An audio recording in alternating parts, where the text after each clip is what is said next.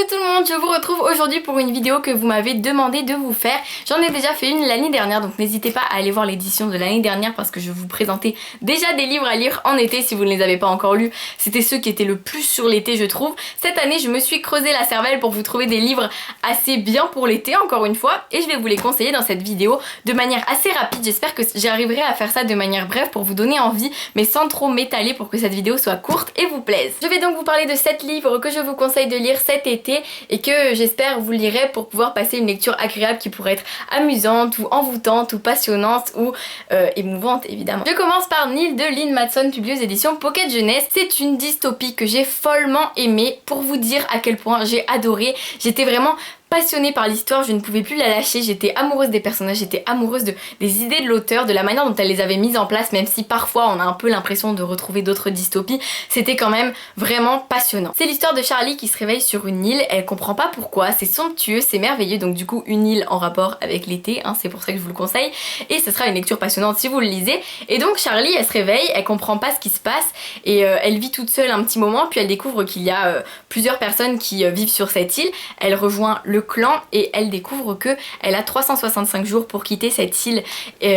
en trouvant une porte qui apparaît. Il y en a environ une par jour donc c'est quand même assez difficile et ils sont plusieurs à se les disputer justement et il faut courir très vite pour réussir à les atteindre et elle se rend compte que partir de cette île va être quelque chose de beaucoup plus compliqué que ce à quoi elle s'attendait et que si elle ne part pas elle finira par mourir. C'est une histoire qui est vraiment super méga envoûtante. J'étais à fond dans le livre, j'étais à fond dans le roman avec les personnages, c'était génial, j'ai trouvé que les idées étaient fabuleuses et je vous le recommande vivement si vous voulez vraiment lire une dystopie passionnante de chez Passionnante. Le tome 2 sort cet automne donc en plus vous n'aurez pas trop à attendre pour lire la suite mais ce livre se suffit à lui-même si vous voulez le lire en one shot. C'est possible aussi parce que la suite n'est pas vraiment une vraie suite en fait. Vous verrez quand vous l'aurez lu donc du coup vous devez le lire. Je vous recommande le livre Refuge de Anne-Lise Heurtier publié aux éditions Casterman. Ça raconte l'histoire de Mila qui retourne sur l'île paradisiaque de son enfance, donc justement en rapport avec l'été encore une fois évidemment. Elle vient de vivre un drame familial, on ne sait pas encore vraiment pourquoi,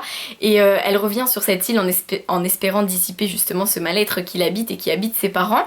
Et en même temps se mêlent 8 voix dans ce livre, donc il y a des passages sur la vie de Mila sur l'île et ensuite on a des petits passages d'autres histoires de personnages qui sont en fait des réfugiés qui ont vécu la détresse, la peur mais qui espèrent toujours réussir à trouver un avenir meilleur autre part en fuyant leur pays et en essayant d'arriver dans un nouveau pays. C'est un livre qui je trouve est vraiment d'actualité, qui vous fera beaucoup réfléchir, songer à tout ce qui se passe autour de nous qui sommes ici et qui sommes bien logés, bien nourris, bien... on a de la culture, on a tout autour de nous qui nous permet de vivre bien et ici on va rencontrer 8 personnages qui eux n'ont pas tout ça et qui rêvent de tout ça et est-ce que justement on ne devrait pas les aider à réaliser leurs rêves. C'est un roman qui mêle à la fois une belle histoire d'été mais en même temps des histoires beaucoup plus dures mais pleines d'espoir qui ne peuvent que nous faire espérer nous aussi. Je vous recommande Dans le silence de ton cœur de Alice Ranucci publié aux éditions Hachette qui est l'histoire d'une jeune fille qui s'appelle Claudia qui est belle, populaire et qui fait tout contre la vie de ses parents, qui se dispute avec eux dès qu'elle en a l'occasion mais un soir lorsqu'elle rentre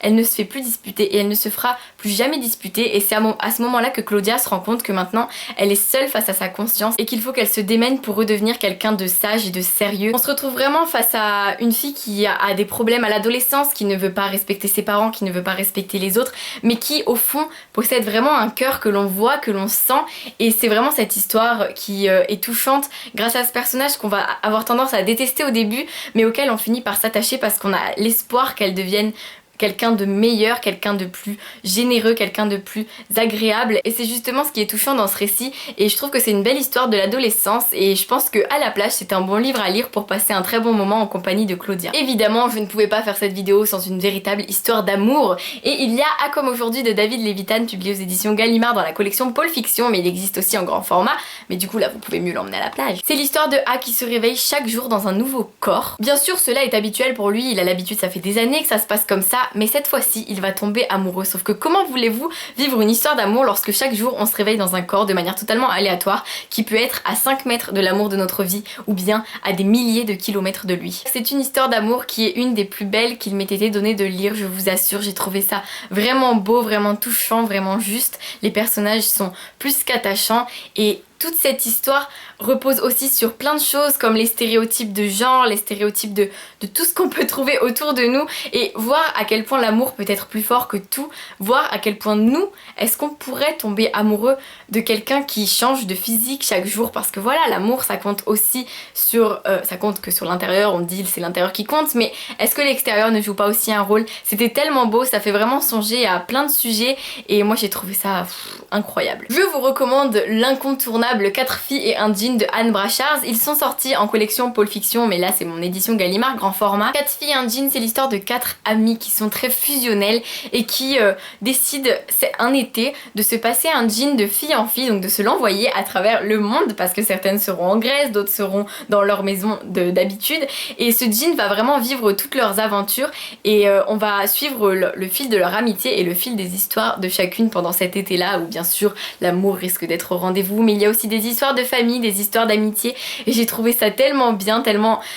passionnant, tout en ayant des passages un peu amusants, que c'est hyper frais, c'est hyper beau. C'est vraiment une histoire d'amitié fusionnelle dont qu'on rêve toutes d'avoir lorsqu'on a leur âge justement. Je l'ai lu il y a très longtemps, mais pourtant je m'en souviens très bien. Il y a le film aussi si vous souhaitez le voir. Donc voilà, 4 filles et un jean, pour moi c'est un incontournable de l'été, un incontournable des romans adolescents si on veut lire un livre qui est frais, qui est joyeux, qui met des étoiles dans les yeux et qui nous fait sourire tout du long. Je vous recommande niveau livre de poche que vous pouvez lire à la plage, Le baiser de l'ange de Elizabeth Chandler, publié aux éditions Le livre de poche jeunesse. Il existe aussi en grand format chez Hachette. J'ai lu ce livre il y a très longtemps pendant que j'étais en vacances justement, c'est pour ça que je vous le recommande, parce qu'il avait vraiment su me passionner pendant ce voyage que j'avais fait. Et il s'agit de l'histoire de Ivy qui collectionne les anges, qui est vraiment passionnée par les anges. Elle a plein de petites statuettes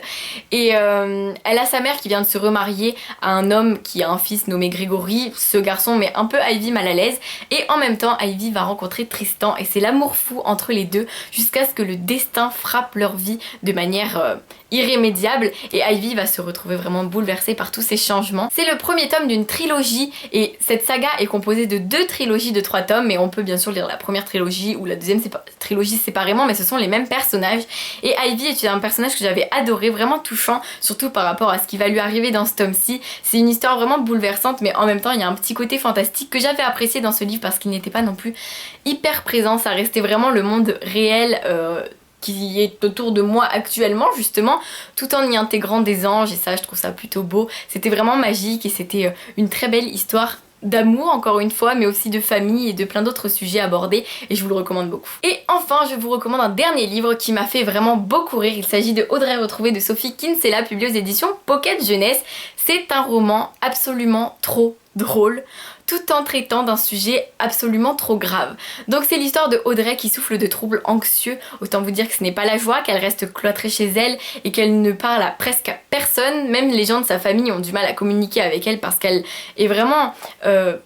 directement elle est transformée dès qu'il y a une forme de contact entre elle et les autres et sa psy lui dit il faut que tu tournes un film sur ta famille, tu vas les filmer, tu vas leur poser des questions et Audrey va rencontrer le copain de son frère et à ce moment là il y a un peu tout qui va être chamboulé dans sa vie et on vit vraiment une histoire qui est touchante par sa gravité en fait, parce que c'est un sujet qui est réel, il y a des adolescents qui sont touchés par ça et en même temps on se retrouve avec un personnage déjanté qui est dans une famille totalement dingue et ça nous fait trop rire malgré tout ce qui est autour qui pourrait sembler beaucoup plus triste et pour lesquels on ne devrait pas rire, mais en fait voilà, c'est vraiment un contraste entre la gravité de la situation et l'humour de toute l'histoire et en même temps c'est un livre plein d'espoir, plein de belles choses, plein d'amitié, d'amour,